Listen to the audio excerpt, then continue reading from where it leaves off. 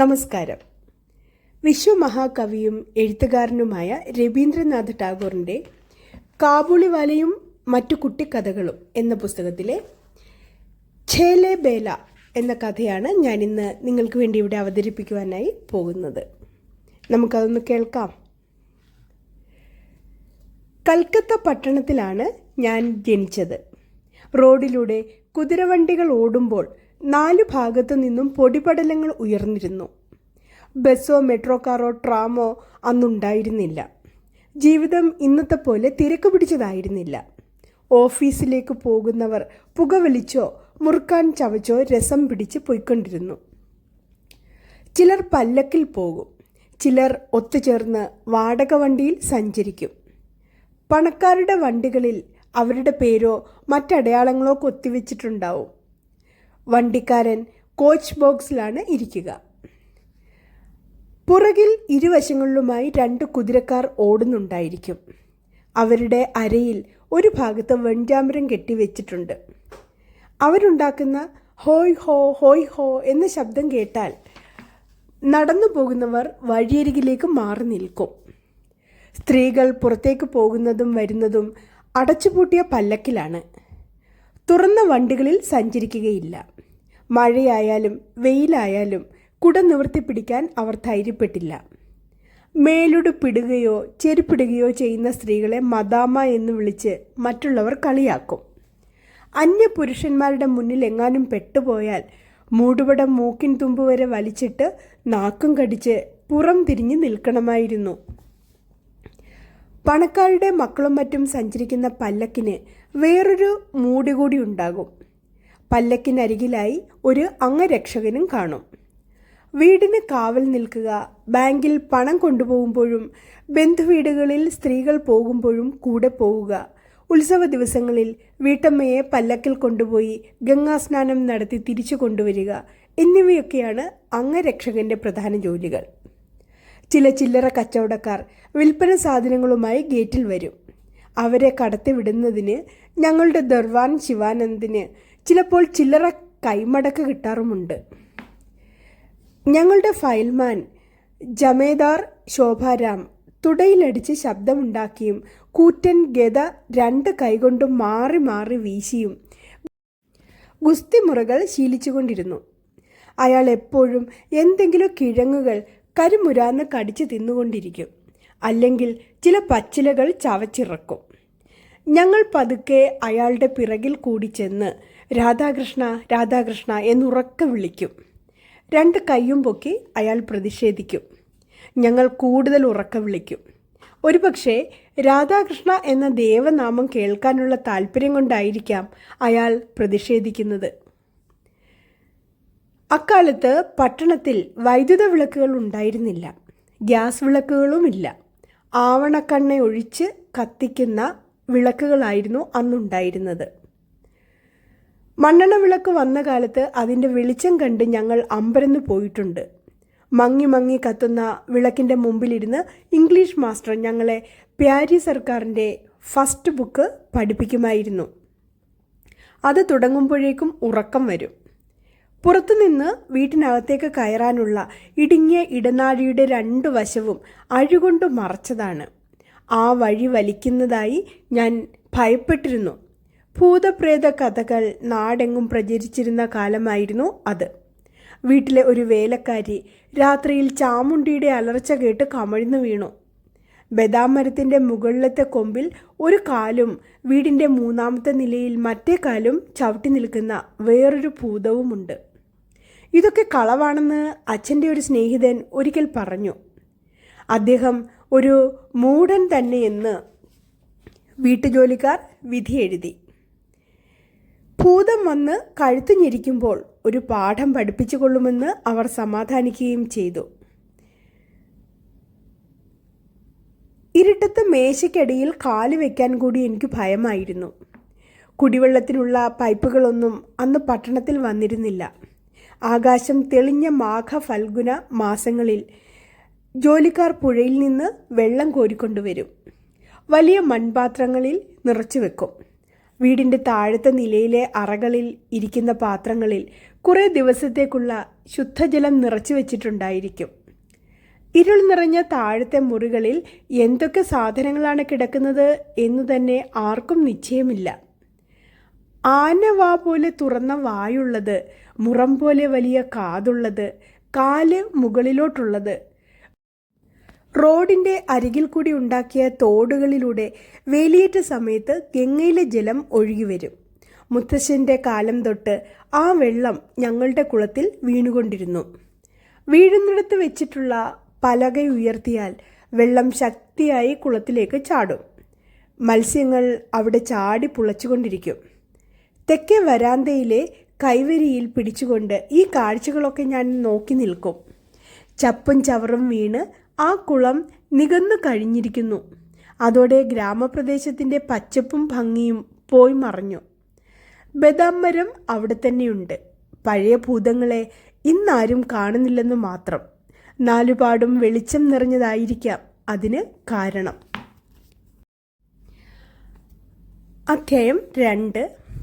വീട്ടിലെ പല്ലക്ക് മുത്തശ്ശിയുടെ കാലത്തുള്ളതാണ്. നവാബിൻ്റെ പല്ലക്ക് പോലെ വളരെ വലുതാണത്. 12 പേരെങ്കിലും വേണം അത് ചുമക്കാൻ. കൈയില്ലാത്ത ചുവന്ന ഉടുപ്പ്, തോൾവള, കടുക്കൻ, ഇതാണ് പല്ലക്ക് ചുമക്കുന്നവരുടെ വേഷം. വീട്ടിലെ സ്വത്തും പ്രഭുത്വവും എല്ലാം പോയതോടെ പല്ലക്ക് ചുമട്ടുകാരും പോയി. പല്ലക്കിൻ്റെ പുറം വരകളും ചിത്രങ്ങളും കൊണ്ട് അലങ്കരിച്ചിട്ടുണ്ട്. ചിത്രങ്ങൾ പലതും മാഞ്ഞുപോയി.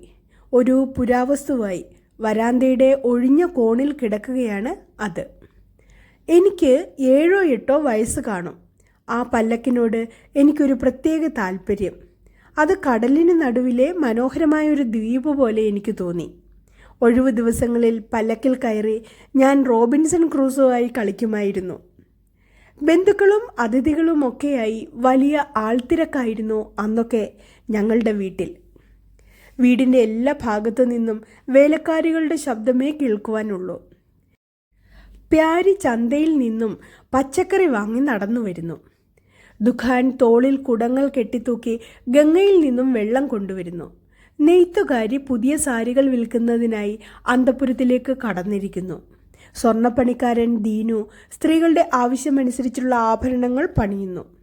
തുന്നൽക്കാരൻ മുറ്റത്തിരുന്ന് പഴയ പഞ്ഞി വീണ്ടും കടഞ്ഞെടുക്കുന്നു. ഗേറ്റിനരികിൽ ഭിക്ഷക്കാർ കാത്തു നിൽക്കുന്നു.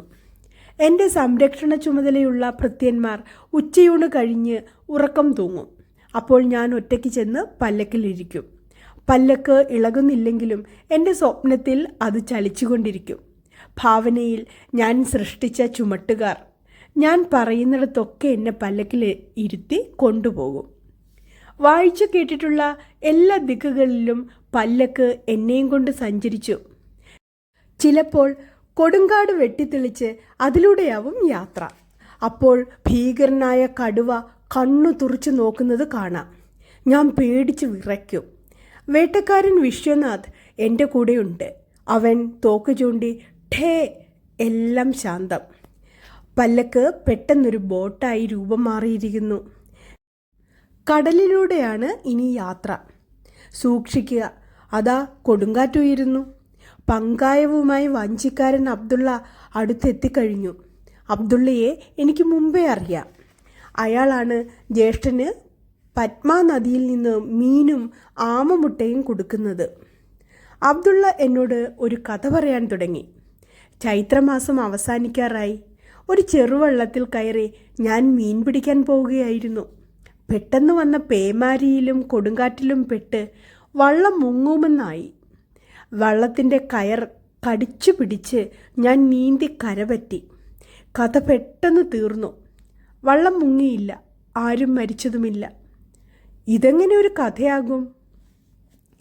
കഥയുടെ 2ാം ഭാഗം ഭയങ്കരമായ ഒന്നാണ്, അയാൾ പറഞ്ഞു. പിന്നീട് ഞാനൊരു കടുവയെ കണ്ടു. കൊടുങ്കാറ്റടിച്ചപ്പോൾ അത് നദിക്കരയിലെ ഒരു വൃക്ഷത്തിൽ കയറിപ്പറ്റി.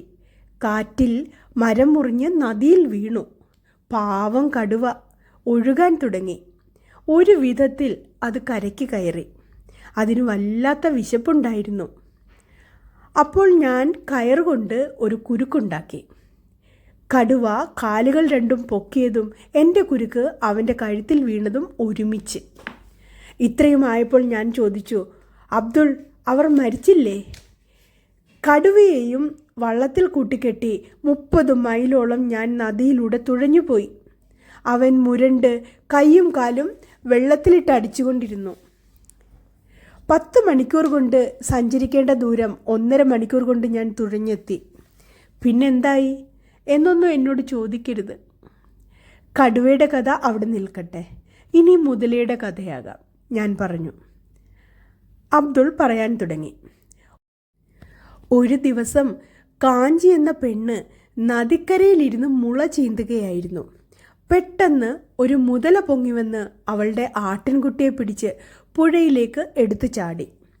കാഞ്ചിയും വെള്ളത്തിലേക്ക് ചാടി. അരിവാൾ കൊണ്ട് മുതലയുടെ കഴുത്ത് അവൾ അറുക്കാൻ തുടങ്ങി. അതോടെ ആട്ടിൻകുട്ടിയെ വിട്ട് മുതല വെള്ളത്തിൻ്റെ അടിയിലേക്ക് താണു പോയി. പിന്നെ പിന്നെ പിന്നെ കഥയുടെ ബാക്കിയും മുതലയോടൊപ്പം താണു പോയി. അത് പൊക്കിയെടുത്തു കൊണ്ടുവരാൻ കുറേ സമയം പിടിക്കും. അബ്ദുൾ ഇതേവരെ മടങ്ങി വന്നിട്ടില്ല, അന്വേഷിക്കുകയായിരിക്കാം. ഇങ്ങനെയൊക്കെയാണ് പല്ലക്കിൽ ഇരുന്നു കൊണ്ടുള്ള എൻ്റെ കഥകൾ, വിചാരങ്ങൾ. പുറത്ത് ഞാൻ അധ്യാപകനായി അഭിനയിച്ചിട്ടുണ്ട്. വരാന്തയിലെ തൂണുകളായിരുന്നു എൻ്റെ കുട്ടികളെന്ന് മാത്രം. ചില തല തെറിച്ചവർക്ക് പഠിത്തത്തിലൊരു ശ്രദ്ധയുമില്ല. ഇങ്ങനെ പോയാൽ ഒന്നിനും കൊള്ളരുതാത്തവരായി തീരുമെന്ന് അവരെ ഞാൻ ഭീഷണിപ്പെടുത്തി നോക്കി, അടിക്കുകയും ചെയ്തു. എന്നിട്ടും അവർ കുസൃതി നിർത്തിയില്ല. അത് നിന്നാൽ എൻ്റെ കളിയും അവസാനിക്കുമല്ലോ. മരം കൊണ്ടുള്ള ഒരു സിംഹക്കുട്ടിയെ കൊണ്ടും ഞാൻ കളിക്കാറുണ്ട്. പൂജയ്ക്ക് വേണ്ടി ബലികർമ്മങ്ങൾ നടത്തുന്നതിനെപ്പറ്റി ഞാൻ കേട്ടിട്ടുണ്ട്. സിംഹത്തിനെ ബലി കൊടുത്താൽ നന്നാവുമെന്ന് എനിക്ക് തോന്നി. സിംഹത്തിൻ്റെ പുറം ഭാഗം ഒരു ചെറിയ കമ്പുകൊണ്ട് ഞാൻ അറുത്തെടുത്തു. ഇനി മന്ത്രം ചൊല്ലണം, അല്ലെങ്കിൽ അത് പൂജയാവില്ലല്ലോ.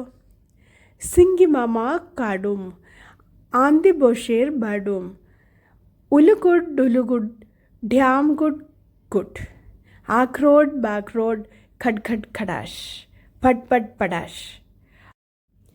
ആ മന്ത്രത്തിൻ്റെ ഭൂരിഭാഗവും മോഷണമാണ്. ആഖ്രോഡ് മാത്രമേ എൻ്റെ സ്വന്തമായിട്ടുണ്ടായിരുന്നുള്ളൂ. ഛേലെ ബേല എന്ന കഥയിലെ ആദ്യത്തെ 2 ഭാഗങ്ങളാണ് ഞാൻ നിങ്ങൾക്ക് വേണ്ടിയിട്ട് ഇവിടെ അവതരിപ്പിച്ചത്. കഥ ഏവർക്കും ഇഷ്ടപ്പെട്ടുവെങ്കിൽ ലൈക്ക് ചെയ്യുവാനും ഷെയർ ചെയ്യുവാനും സബ്സ്ക്രൈബ് ചെയ്യുവാനും മറക്കില്ലല്ലോ. നന്ദി, നമസ്കാരം.